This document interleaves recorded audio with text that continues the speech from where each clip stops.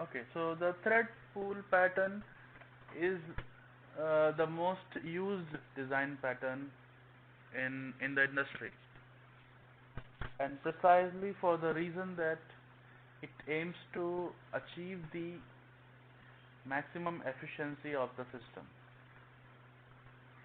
Now, suppose that your system aims to handle 100 jobs, aims to execute 100 jobs.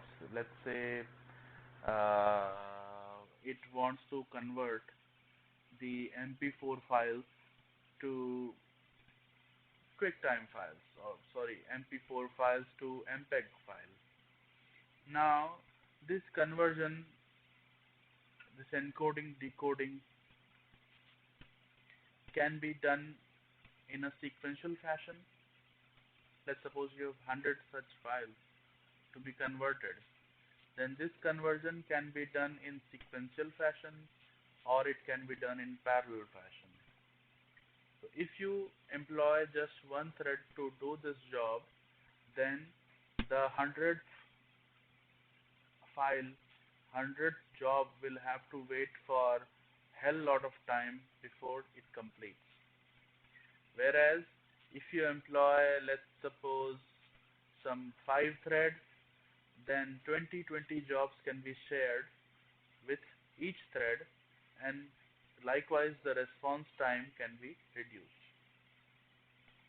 Now here the point is, if you employ more number of threads, then the jobs are executed concurrently, thereby resulting in lower response time. Now, this response time is actually a combination of three factors. One is the thread management time, and another is the actual processing time. Now, the thread management time is basically the time required to create the thread and delete the thread, because each job initiates a thread. So it basically creates the thread, then it allocates the job to the thread, and the job is executed, and in the end it deletes the thread. So it has three times altogether. If we employ the thread pool mechanism, thread pool pattern, then we can reduce the time by removing the thread creation and thread deletion time altogether. Let us take the example of this analogy. Suppose that you are running a maintenance service of a particular apartment, and your maintenance service requires some number of electricians, some number of carpenters to perform the job. And jobs are in the form of problems in a particular flat, in a particular apartment. Now you have two approaches. One is when the problem appears in the flat, and the flat owner calls up you, and then you go and hunt for the electrician in the market and get the job done. So you basically assign the task to the electrician, but before that you allocate the electrician, you assign the job, get the job done, and then deallocate the electrician. Likewise, when there is a problem related to carpenter, then you go and hunt for the carpenter in the market, assign him the job, and again deallocate him from the job. Now this can be efficiently done if you have certain number of carpenters, certain number of electricians employed by your service. So let us suppose you employ 5 carpenters and 5 electricians in your apartment. So when the problem arises, when the requirement for the electrician arises in the flat, you get the call and you immediately dispatch that person to the problem. And in this way, the response time is reduced to a lot of extent, because you are reducing the amount of time required in allocating the electrician and deallocating the electrician. This is by far a very efficient approach compared to the other one. Now take this analogy to your software system. In your software system, when the need for a job execution arises, at that point of time you can create the thread, get the job done, and then delete the thread. It will work very well without any issue. But if you have hell lot of work, then this thread creation and thread deletion can take lot of time, and you can basically using the thread pool pattern you can reduce this time from your system. So what you do is you create a fixed number of threads in your system for doing the particular jobs, and when the job arises you simply allocate the job to one particular thread which is free. And likewise the jobs are done round robin among the thread pool. So this set of threads that are created at the beginning of the system is called a thread pool, and it is maintained throughout the life of the system. So this way the thread creation and thread deletion is reduced to the life cycle of the system. So when the system comes up, or when your software comes up, your service comes up, that time the threads are created. So only once that time is accounted, at the end of the life, at the end of the service execution, all the threads are deleted, and in between only the service execution happens.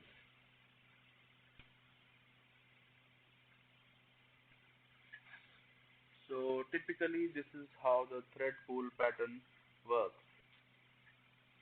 So at the beginning of the service, the n number of threads are allocated.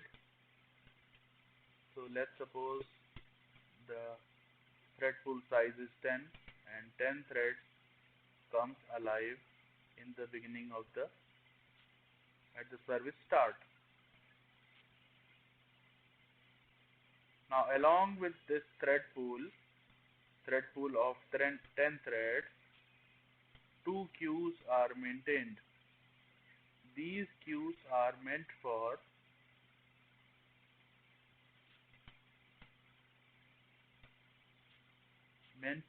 meant for the jobs.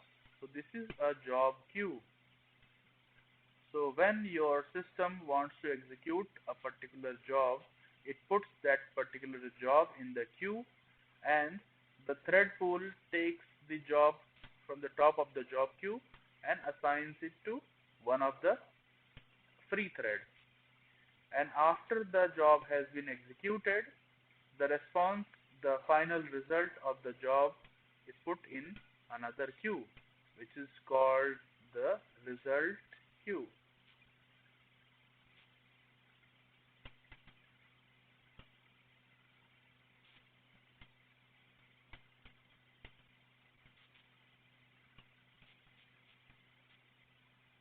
Okay. And at the end of the service, the thread pool is destroyed along with all the job queues. So this way basically we are reducing the time in thread creation and thread deletion. Thread creation and deletion. This time is totally reduced for each job. Now there are several concerns related to the size of the thread pool. What should be the size of thread pool? If you put the size of thread pool to a very large number, then you are basically spawning a huge number of threads in your system. Now huge number of threads in your system does not mean a very high throughput, because the physical resources of your system are limited. The processor can execute only few number of threads at any point of time. So what it has to do is it has to allocate the computation resources only to few number of threads at a particular amount of time, and after that time is over, it goes to another set of threads, and this process of switching between the threads is called the context switching. So if the thread pool size is very high, then it results in the lower throughput because of the high context switching.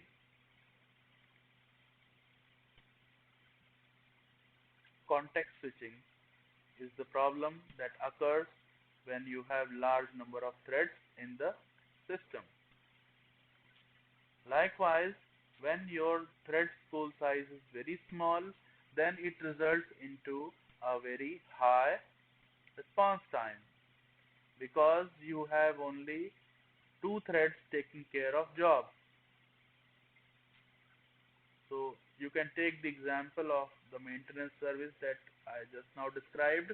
If you have only two electricians or two carpenters and there are 2000 flats in the apartment, then it will take a lot of time to basically get the jobs done.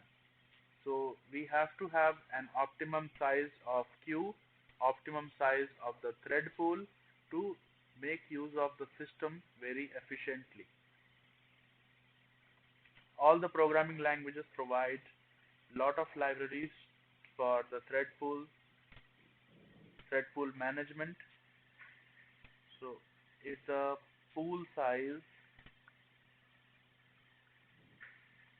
is low, then the response time is affected, and if the size is very if the size is very high, then the context switching affects the system. So this size has to be very optimum. Now, this size is not very sacrosanct thing that only at the beginning of the system you have to provide a fixed number of threads. Your web service or your system can do this dynamically also. So if you can judge that the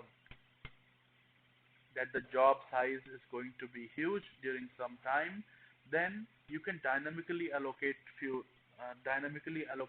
pools, and you can increase or decrease the number of threads in the thread pool. Programming languages have provided several libraries to do this thing. Some thread pools are fixed in size, some thread pools are variable in size, and it can be done dynamically by the system. So all these are various design concerns related to thread pool pattern